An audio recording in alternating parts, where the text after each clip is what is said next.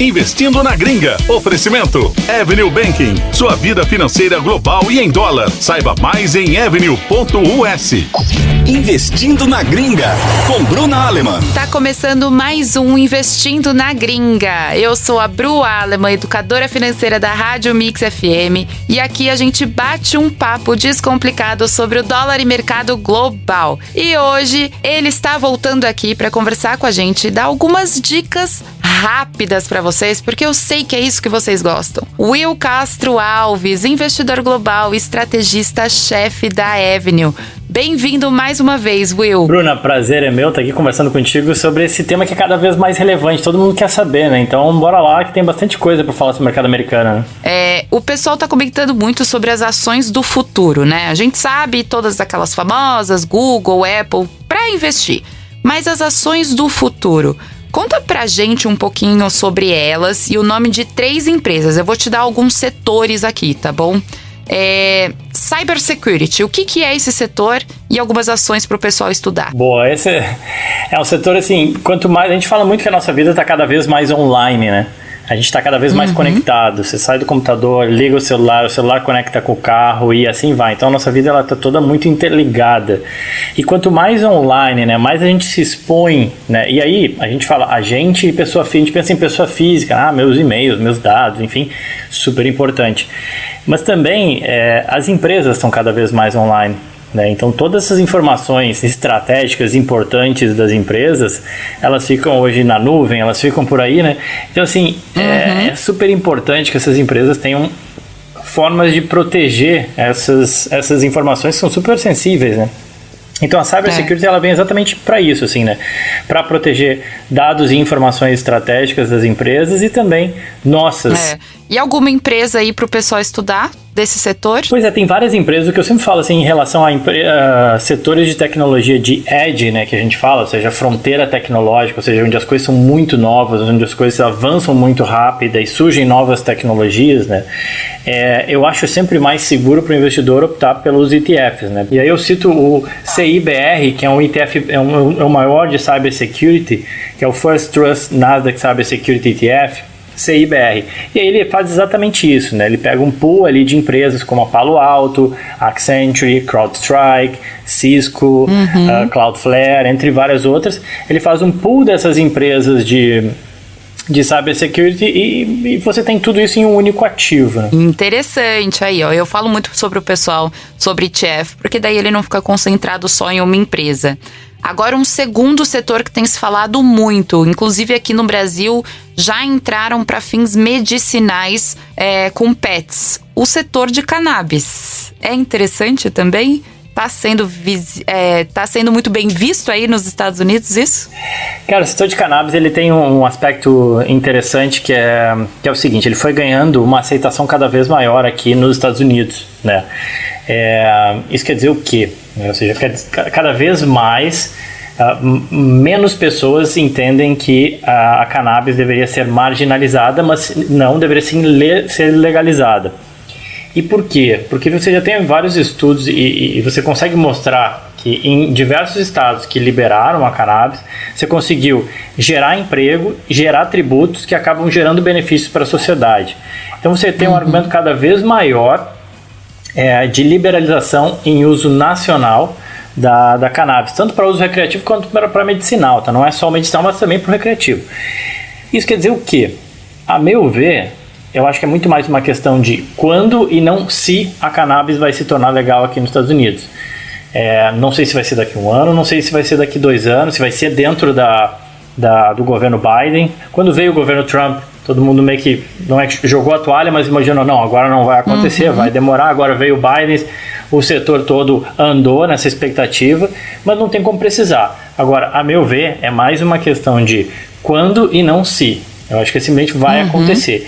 E em acontecendo, é realmente muito bom para o setor, assim, porque você tem uma liberação nacional, isso tira de impedimentos de alguns estados, e os Estados Unidos sempre serve como uma referência para outros países, né? Especialmente em aspectos medicinais, né? Você usa, se a FDA aprovou, que nem no caso da vacina, depois as outras foram aprovando, foram seguindo os padrões americanos.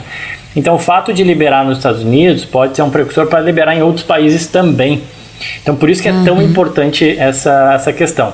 E aí, nisso eu digo que sim, eu vejo que existe um espaço de crescimento para longo prazo, exatamente por isso. Acho que cada vez mais a aceitação ela vai ser maior, vai ser mais broad, né? Vai ser mais ampla em diferentes lugares. A gente tem algum ETF nos Estados Unidos que pode pegar esse pool de empresas, né? Essas variações dessas empresas? Tem vários, e eu acho também, assim como o setor de cybersecurity, acho que a diferença só do setor de cannabis é que você ainda tem muitos pequenos players, isso tem uma competição muito grande, o mercado ele eu diria, como é que a gente pode falar, desarbitrado, desregulado, no sentido de, às vezes, quando se liberou a cannabis no Canadá, várias empresas, imaginando que a demanda ia ser muito maior do que de fato ela foi, começaram a produzir, e sobrou cannabis no Canadá, preços caíram, as ações, muita empresa não conseguiu ser lucrativa, quebrou, teve o caso clássico da a artista, aquela Whoopi Goldberg, ela foi uma investidora de uma empresa de cannabis que quebrou, ela botou $1 milhão ou $2 milhões, se não me engano, e a empresa quebrou. Então, assim, nesses setores que tem esse risco muito elevado, né, porque é um setor nascente, bem dizer, também, de novo, eu acho que o ETF ele acaba sendo uma boa forma. Tem o MJ, que é o maior do setor, tem que é o Alternative Harvest, e tem um que é engraçado, até o ticker dele, porque é YOLO, né, da ideia do You Only Live Once, né, YOLO, exato. Bom, é bem sugestivo, né? Para isso, a gente falando de fins medicinais e eles acabam dando esse nome. Eu queria que você falasse sobre carros elétricos, né? Porque o pessoal tem visto muito. Todo mundo me pergunta sobre a Tesla só. Só que nos Estados Unidos tem uma outra visão também, né? Diferente daqui do Brasil. E aqui no Brasil a gente está indo muito devagar também, porque o mercado, infelizmente, está indo para quem tem muito dinheiro, né? Ainda está impossível comprar um carro elétrico aqui no Brasil. Como que tá esse setor aí nos Estados Unidos? E acho que é interessante, né? Quando a gente pensa em ações do futuro, é um mercado interessante também, né? Não, sem dúvida. É um mercado que vem chamando a atenção de todo mundo, né? Recentemente a gente teve o IPO da Rivian, que é uma empresa de carros elétricos. Ela basicamente não produziu nada e já saiu ao mercado valendo $100 bilhões, ela atingiu $100 bilhões de valor de mercado, é um negócio surreal, né? O pessoal acredita mesmo, né? Exato. É que por trás dela, assim, bom, no caso específico da Rivian, você tem a Ford, é dona de 12%, e o Jeff Bezos também é sócio da empresa, né? E aí tem até uma coisa que é interessante, que tem uma rixa, né, entre Bezos e o Elon Musk, da Tesla. Então muita gente começou a apostar que a Rivian vai ser uma forma do Bezos começar a incomodar o Elon Musk nessa rixa desses dois caras bilionários, né? Uma rixa só pra ver quem vai ser o mais bilionário, gente. Eu não sei. Eu não sei o que é. Bom, o Elon Musk ganha por ser o mais excêntrico. O Bezos, enfim... É um cara fora da curva. Mas enfim, e aí, assim, esse setor todo, obviamente... Falei só da Tesla, que é a primeira, né? Foi a mais conhecida. Já tem construindo fábrica em Berlim, fábrica na China, fábrica aqui nos Estados Unidos, já produzindo, entregando carros, vendendo e sendo lucrativa.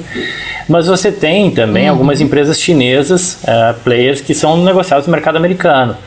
É o caso da XPeng, é o caso da NIO, é o caso da Lucid, uma nova. Então você já tem alguns players aí, fora as próprias empresas tradicionais que começaram a se mexer nos últimos anos e viram, bom, a gente não pode ficar tão para trás assim, e foram correndo atrás do prejuízo.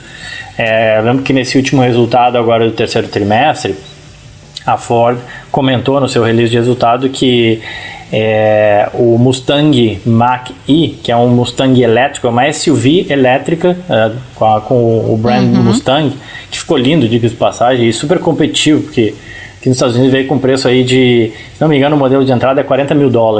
Então, assim, ele compete realmente bem. Mais acessível. Com um Tesla.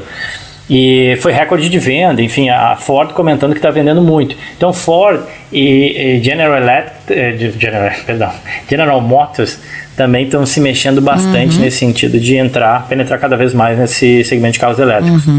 Nossa, é bem interessante. O Brasil ainda está um pouquinho atrás, porém, a gente vai chegar lá um dia. Eu acho, eu espero. Enquanto isso, a gente continua investindo no exterior, que é melhor.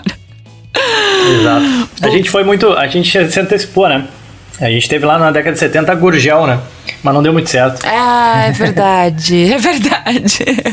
Mas um dia vai dar, eu espero eu. Bom, Will, aqui a gente trouxe, eu acho que para todo mundo que está escutando, eu trouxe aqui alguns setores para vocês entenderem, né? Não só sobre ações do futuro, mas os Estados Unidos, ele te dá essa dinâmica de você ver alguns determinados setores e você não precisa investir naquela determinada empresa. Então, quando você está escutando muito sobre um assunto, procure um pouco mais sobre esse setor. O pessoal da Avenue, tanto o Will, ele posta bastante.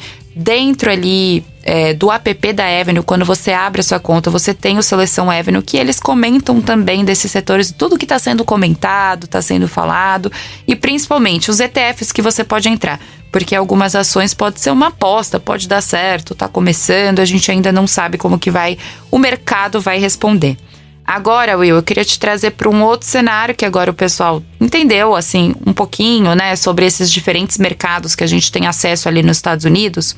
Uma outra dúvida que eles têm são sobre, basicamente, os 6 tipos de ações que dá para investir nos Estados Unidos, né? Então eu vou falar aqui, depois eu vou dar o nome de algumas, mas eu queria que você falasse mais ou menos por que elas têm esse nome, né? O que no grupo ali colocaria. O primeiro, por exemplo, é um tipo de ação que chama as especulativas. Então, o que são essas ações especulativas na Bolsa Americana? Bom, a gente tem visto alguns movimentos diferentes, né, ou esdrúxulos em alguns ativos. Exatamente nessa linha que tu falou. A especulativa é que, às vezes, o movimento da ação ele não está correlacionado ao que a empresa está percebendo em termos de receita, lucro ou dentro da sua própria atividade.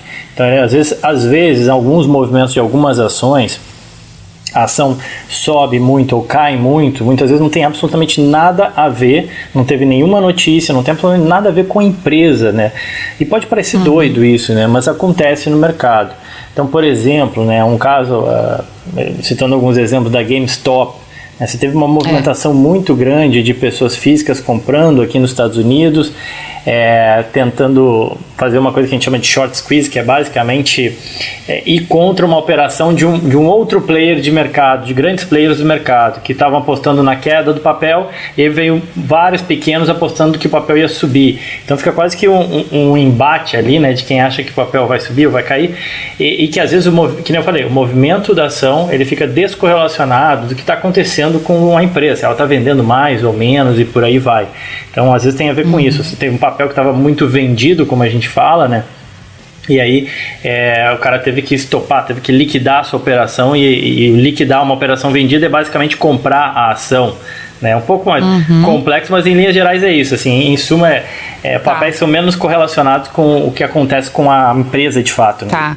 Bom, aqui, pessoal, tá na minha colinha, então pode ser que a Tesla entre nisso, né? Porque a gente tem todas essas questões. Se o Musk, então, estiver no Twitter, pode ter um problema grande. Exatamente. A Coinbase e a GameStop. Agora, indo para o segundo grupo, as defensivas. O que seria esse grupo de defensivas? As defensivas são empresas que, assim, oferecem serviços ou produtos que eles não dependem do ciclo da economia, né? O que eu quero dizer com isso? Bom, se a economia vai muito bem ou vai muito mal, né, você vai continuar consumindo sabonete, vai continuar consumindo pasta de dente. Por favor, não parem, né, de consumir. Pelo amor de Deus. Já troca chega... a marca, mas não para. Exatamente, já temos muitos problemas, não vamos arranjar esse também. Então, assim, alimentos em geral, né, alimentos básicos, a conta de luz também acaba sendo uma coisa básica. Assim, a última coisa que você vai deixar de pagar é a sua conta de luz, ou, né, você sabe que você pode cortar e ficar sem luz e não tem como viver sem luz. Então, assim, são coisas bem básicas que fazem parte do nosso dia a dia e que também, ao mesmo tempo, né, vamos supor, crescimento econômico, você está indo muito bem, a sua vida está indo muito bem, não quer dizer que você vai comprar, sei lá, mais... vai comprar 10 shampoos. Não, você não precisa de 10, você precisa tem que ter um shampoo, pode até comprar para estocar um pouco, mas assim, você não vai sair comprando mais shampoo, sabonete. Bom, na pandemia teve a história do papel higiênico, né? Mas, fora casos que não tem nada a ver daí com riqueza ou com relação econômica, exato, né? Mas fora esses casos esdrúxulos, assim, você não vai mais no supermercado, que agora você está com dinheiro e você vai comprar mais comida no supermercado. Não é, né? Então é bem descorrelacionado de ciclo ciclo econômico. Tá. E nesse grupo, pessoal, vocês podem dar uma olhada, por exemplo, no Walmart, na Costco, que inclusive é maravilhosa